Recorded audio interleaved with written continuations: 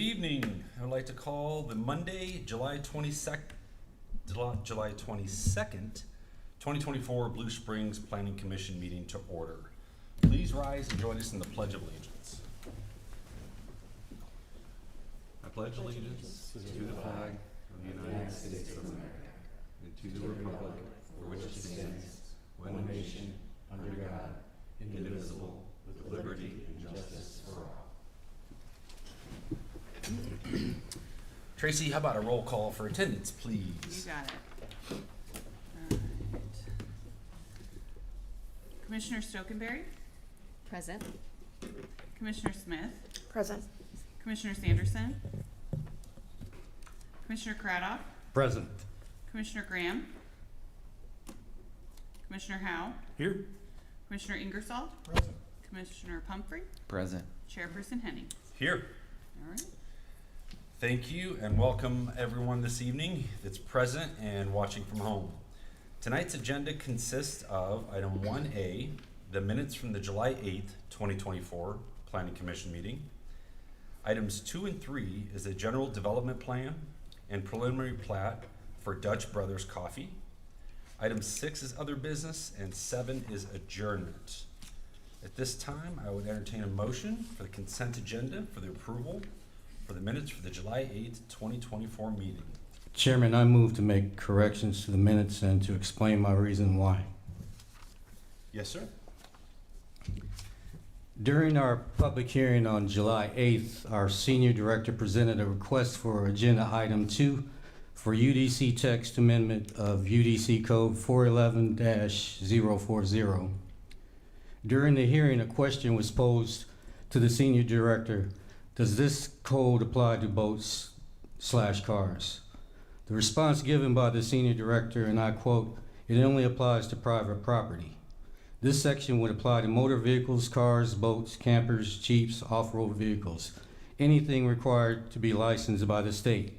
End of quote. These comments were recorded and videoed by the city. My question today is twofold. Why is it reflected today in our minutes labeled under questions that I asked if the ordinance change would apply to boats and cars in the road? And the response given here in the minutes by the senior director is that the ordinance only covers vehicles and private property and that the police department handles the one in the road. This is an inaccurate description of the summation given on July 8th at the hearing that is being offered here today in our minutes for approval to be recorded as written in public record. My second question is, why wasn't this discussed at the city council meeting when they referenced the matter? Nothing I heard during their council meeting discussions ever mentioned boats, campers, off-road vehicles, or more specifically anything required to be licensed by the state, the senior city director mentioned. I could be wrong, but what I gleaned from the discussion and arguments that took place was about cars being licensed on private and commercial property. I believe Blue Springs Forge was used as an example. Ultimately, it appears the city council tabled this matter for another day. I'm not trying to throw anyone under the bus here, but I move that the correct information about boats, campers, off-road vehicles be added and required to be licensed by the state to the minutes as was discussed by the staff for public record. I would request that staff, being Tracy and whoever other powers that may be, to review the footage and make any corrected, amended corrections that need to be made to the minutes. And I would then, and in just a minute, ask that those minutes be approved pending such correction, if that's satisfactory to you. Secondly, I don't believe that this is really a question and answer session format. We're asking for an approval for minutes from staff, especially considering that also watching the council meeting that the item has been continued to another day. But for the meeting at hand, I would ask that the minutes be corrected pursuant to your comments and ask for a motion thereof. Yes, I believe that there could have been a different decision maybe if some of the conditions and some of the things that we mentioned up here were talked about. Well, the city council is provided with the exact same information that we are, if not more thorough information. And your comments are duly noted. Again, for the sake of approving the minutes, we're not here to judge or discern what the city council does. We are here to approve the minutes. So your request to edit the minutes has been noted, and I am also then asking for a motion for approval of the minutes, including your amended comments that was left out. I'll second that. All right, I have a second. All those in favor? Aye. Any opposed? That motion carries. I will now move on to the public hearing for agenda item number 2, General Development Plan, GDP 0624-9177 for Dutch Brothers Coffee, with item number 3 being heard concurrently. I will now ask for exhibits from our city attorney, John Mullane. Staff admits exhibits 1 through 8 and item 2 as shown on the agenda. Thank you, John. All those who wish to speak on this issue, please stand and be sworn as a group. Raise your right hand. Do you solemnly swear the testimony you're about to give in this case will be the truth, so help you God? Thank you, and at this time, I'll ask for staff's presentation for Ms. Chantel Fry. Thank you, Chairperson, Commissioners. Chantel Fry, 903 Main Street. So before you this evening, on behalf of Cavasso Investments, is a request for a general development plan. Is a general development plan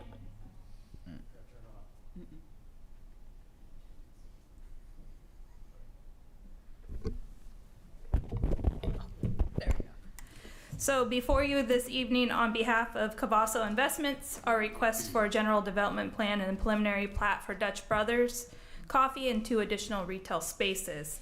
The subject property is located at 701 Northwest 7 Highway.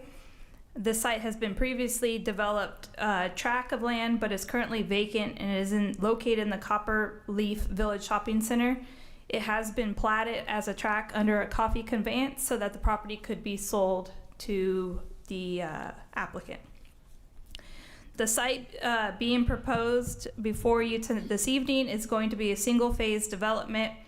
The general development plan proposes closing the 2 existing drive access points on the Northwest 7 Highway.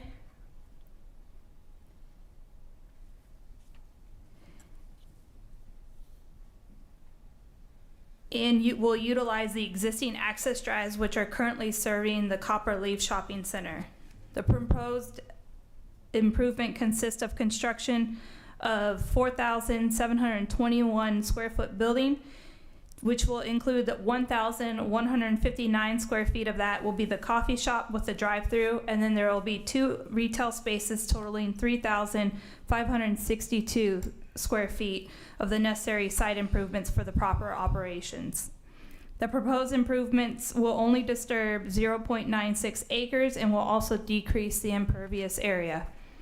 There is a gravity sewer located on the east side of this development, and then per the general business zoning district standards, designated open spaces will be 12% of this site. Utilizing the pad site building type standards, all standards have been met regarding the setbacks, height, building coverage, etc. on this. The proposed parking lot shows a total of 18 spaces with the requirement of 16 spaces total. The proposal also shows a total of 16 stacking spaces in the drive-through of the Dutch Brothers, since this was the primary way of service. The proposal is showing a 3-foot masonry wall with materials to match the proposed building, and this wall will help shield anything on Highway 7 from headlights stacking in the drive-through. An 8-foot internal sidewalk is around the exterior of the building footprint, and the placement of parking bollards will be placed along the north side of the building. A 5-foot wide sidewalk meeting Americans with Disabilities Act regulation is required along RD Mize and Mo Highway 7. The site will be a single-story building with 3 total retail spaces. The building proposed will have a fiber cement siding with accents of brick veneer.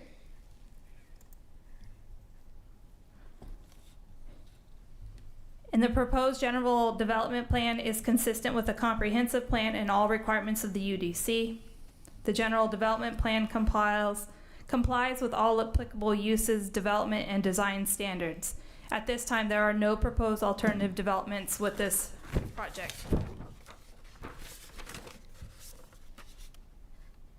And then the preliminary plat proposes is in accordance with the comprehensive plan designation of a corridor reinvestment area. The design of this site does not impede the construction of any future public infrastructure within the area, and the overall site layout appears to incorporate sound planning, engineering, and urban design solutions. Staff recommends approval of the general development plan with 3 conditions, and staff recommends the approval of the preliminary plat with 5 conditions, and I would be happy to answer any questions if there may be followed. Any questions for Ms. Fry from the commissioners? I do. Yes. How many employees do these businesses think that we'll have there at one point in time, at any given moment? Can the applicant answer? Jay, you can go ahead and step up. Jay Odell, Aubrey Enterprises, 5912 Maple Street, and that's in Mission, Kansas. I'm the engineer record for this development. Typically, the Dutch Bros Coffee has 4 to 5 employees at one time. The other 2 spaces, they don't have for sure tenants as of right now. I would assume they'd be retail with, 3 to 4 people in there, I would say. Just rough guesstimate on that. That's not really my area of expertise on that. So what is that? Be 8, 12? Something like that? So that means 4 public parking spaces? Because where's the employees gonna park? So they do have cross access with the whole shopping center around there. It's the same owner. And is the building going to match the rest of the building that's behind it? I do not believe so. As far as materials. That's all my question. So, I have a question For for staff? staff. Okay, Yeah. we'll finish So that up. just to confirm, this is Dutch Brothers is a confirmed tenant, and then there's 2 more tenants that are TBD. Yes, that is correct. Okay. Has there been a traffic study on this? Yes, there has been a traffic study. It was submitted to our office, I believe, last Thursday, which will be brought back around with the final plat and the final site plan review. If you want the more details on that right away, Jay has the results of that right now, but it would be coming back around with the final plat. So my concerns are the traffic in that area. Everybody loves Dutch Brothers. It's already a rough area for traffic. Parking, that parking lot with everything that's already been in there gets a little hairy. It's real tight. Adding the 12 employee cars to that parking lot on any given time, along with, I would hope Dutch Brothers would figure, 30 to 50 cars an hour at least. That's a lot of movement for that little corner. Then when people are trying to turn out of there, to turn back, not to get on some highway, but to turn on RD Mize, to turn left, instead of turning left, are they gonna take rights and start cutting through neighborhoods to get back to 7 Highway, to get to a light, maybe on Vesper or something like that? That's my biggest concern there. Good points of question. Those can be heard by the applicant when the applicant formally comes up to speak on behalf of his project in just a second. Wrapping up, any other questions for staff regarding this project, and then we'll get to the applicant and the public. Anybody else? Thank you, Ms. Fry. Now, would you like to come up and talk about your project, give us the overview, and a few questions have already been laden for you? Yeah, for sure. So once again, my name is Jay Odell. I'm with Aubrey Enterprises. We're the engineer of record for this project. Address for that is 5912 Maple Street. That's in Mission, Kansas. First of all, I'd like to thank you all for your time. And in respect of that time, I'll try to keep my presentation short. And I would also like to thank city staff for their help in this. There was some staffing changes that happened during our project, and it went smoothly enough that really the only person on our development team that that knew that was me. So that was just good communication between all of y'all. So I'd like to thank you guys for that. And then as far as anything that is in addition, I'll let you guys ask your questions again, and I'll just answer those if that works out.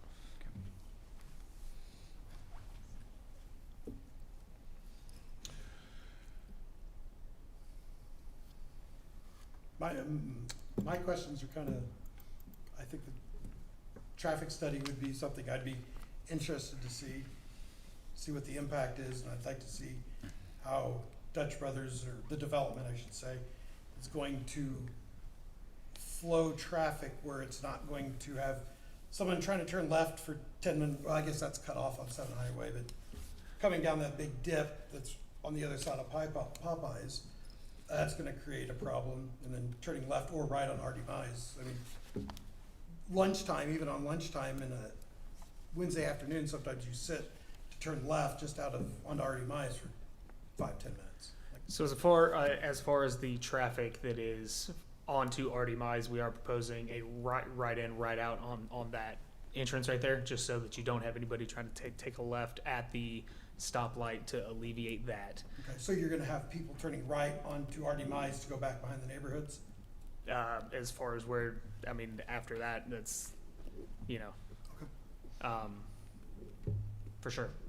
And then as far as the business operation for Dutch Bros, I would say a majority of their business is through the drive-through. That's why all the stacks are there.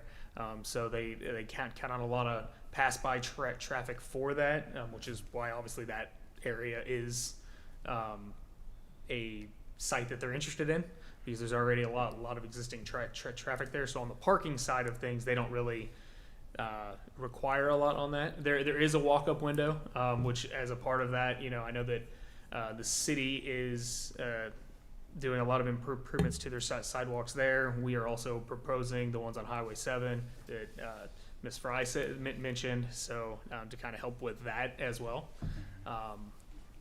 So. Thank you very much. Is there anybody in the audience who would like to speak in favor of this project? Anybody in the audience that would like to speak in opposition to the project? The public comments of this public hearing are over. Anything else from staff on this project? No, we're happy to answer any other questions. Any other discussions from the applicant or the commissioners up here? You can re-engage some of those questions if you want. Anybody? All right, I will close the public hearing. This time, I will ask for a motion for the general development plan.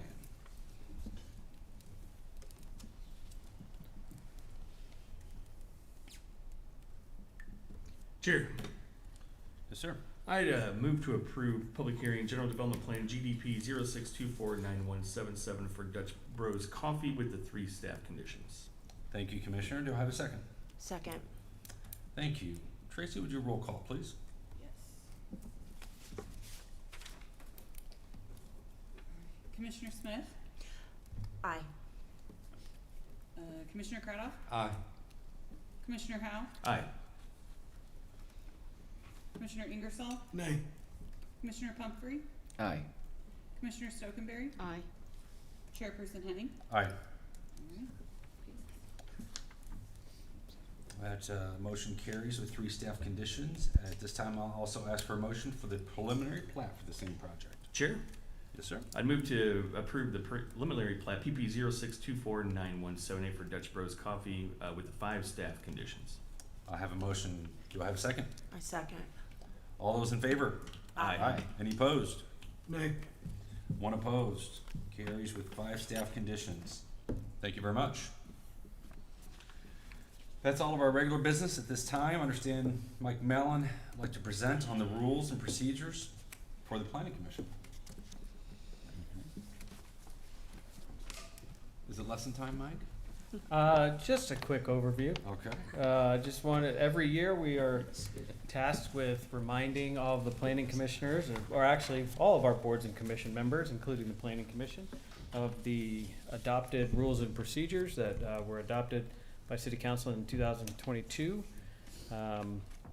including how to operate meetings. Let's see if they, are they in here, Tracy, or no? Or not? No, they were not attached. All right, well, I will just bring them up. So sorry. So that's okay. Actually, we don't need to go through them all. But what we can do is just make sure that you have, I believe everybody has been provided a copy of those. Should have been provided a copy of those, when you met with city staff following your formal, oath of office. If you have not been provided a copy of those, we are happy to give you those. Those rules and procedures outline such things as duties of the presiding officer, membership terms, conducts of members, meeting schedule, meeting workshops, quorum for attendance, interruptions, basically how we operate the meetings. Procedure for the annual report, how to conduct during meetings, things of that nature. There is in here an attendance section that I wanted to make sure to go over with you. Page 4. Is it page 4? It's buried in here.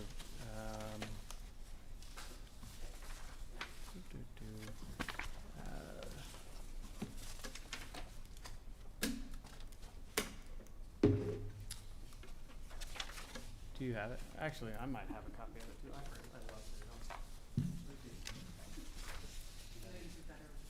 I do better with paper. Apologize, I thought I had brought it, but,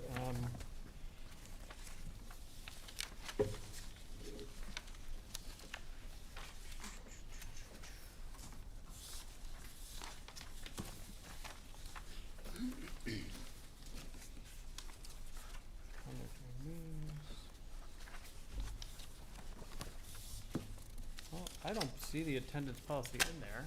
No, I have an old copy then. They all have a new copy. Is that, and it is in there? Okay. So essentially, what it means is,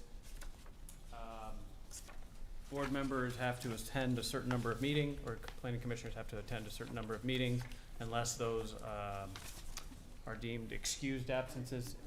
And basically, if you're going to show, say you're going to be here, and then are a no-show, then that would be an unexcused absence. If you, let us know ahead of time that you are not gonna be able to make it, whether it's for an family emergency, or you're going to be out of town, or something along those lines, then those are generally considered to be excused absences. If there are certain number of unexcused absences, then that may be cause for the members of city council to review those at the time of appointment or reappointment, or in the worst case scenario, maybe grounds for dismissal from the planning commission through a public hearing.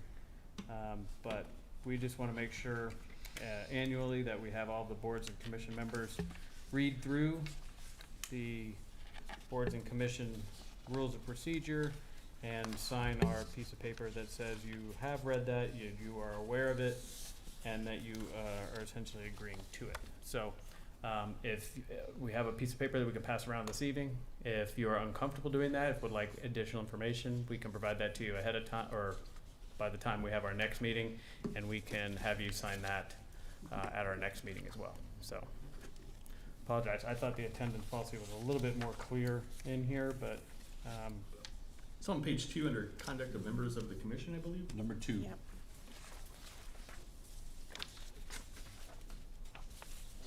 Oh, there it is. Conduct. See, it should just say attendance. Any member of the commission absent for 20% of the regular meetings in a year, absent extenuating circumstances, may be removed from the commission for cause by the mayor with council approval as defined herein. Each member who shall not be able to attend a scheduled meeting shall notify community development director, either myself, Tracy, or Dave, at the earliest possible opportunity.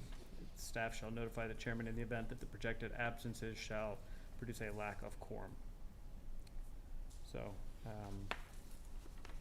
20% of the regular meetings in a year. I think everybody has absences, and everybody is usually very good about letting us know ahead of time. I don't think that this has been an issue with the planning commission over the last year or two since these were adopted, but this is just the annual reminder of those, and to refresh yourselves with the meeting procedures, conduct of meetings,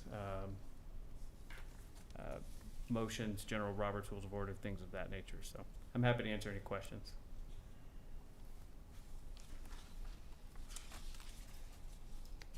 Otherwise, we will pass the sheet around that I think Tracy has, and if there are any that would like additional information before you're comfortable signing that, we can get that to you, and we can bring that back to the next meeting on August 12th, I believe is our next meeting.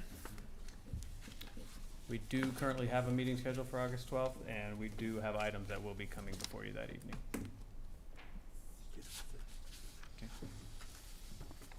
I guess I would propose a question in regards to recording secretary for you and or the city attorney for a situation like this evening when a commissioner member wants the minutes edited.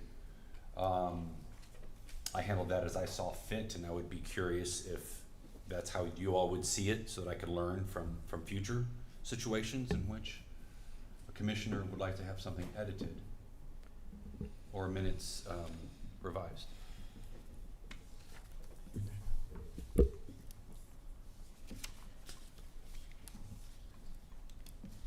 Well, unless Mike has anything different from just the course of conduct for how things have gone, I don't believe I had anything specific to change. As it was, it sounded like his comments were fairly specific, which is usually what we're looking for whenever there's any sort of change that's about to be agreed upon.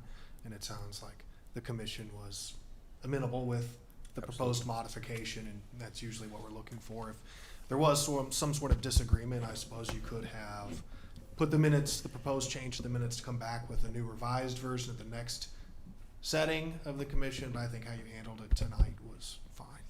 And unless Mike has some different No, insight. I would just add that in our meeting minutes, we do not try to capture verbatim all of the different things that come up. We try to find a healthy balance between providing an accurate description of the meeting, hitting all of the legally required elements, the vote, who made the motion, things of that nature, but also putting in enough to kind of capture the essence of the conversation, that there were questions raised about this and this. We never try to deliberately censor the minutes or leave information out or try to deceive anybody whatsoever. I appreciate Councilmember or Commissioner Cradoff's comments, and if he feels that those are important and he would like to have those reflected in the meeting minutes, then he's welcome to make that request of the other members of the commission as to whether or not you guys want to add those or not. So,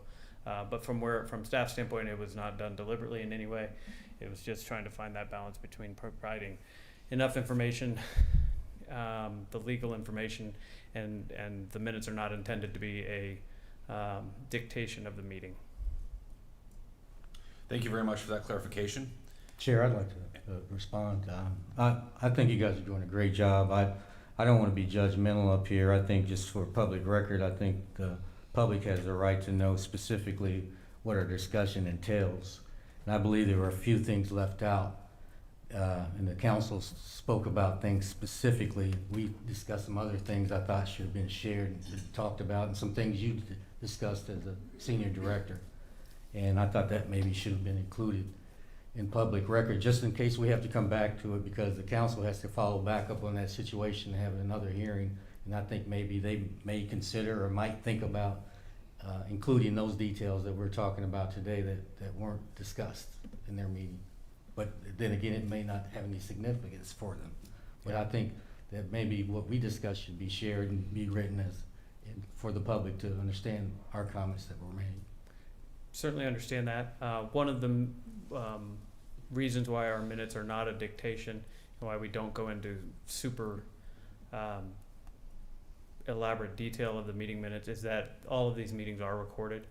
And so in working with our city clerk to provide the right amount of information, she has always instructed us that it's better to try to just hit the legally required components of the meeting minutes, and that we are covered because the meetings are always documented and archived, available to watch online. I do know that city council members often go back and watch the planning commission meetings and to see the discussion and how it took place. And any one of city council members or anyone in the public is always able to go back and watch the meeting minutes prior to the city council public hearing. And because we do record those video and then put that video up on the website, always by the time of the next city council meeting, that's why our meeting minutes are a little bit maybe less detailed than they were 15, 20 years ago, and are not a word for word dictation of the meeting minutes, but I certainly understand your concern. Thank you as well for that, Commissioner Cradoff.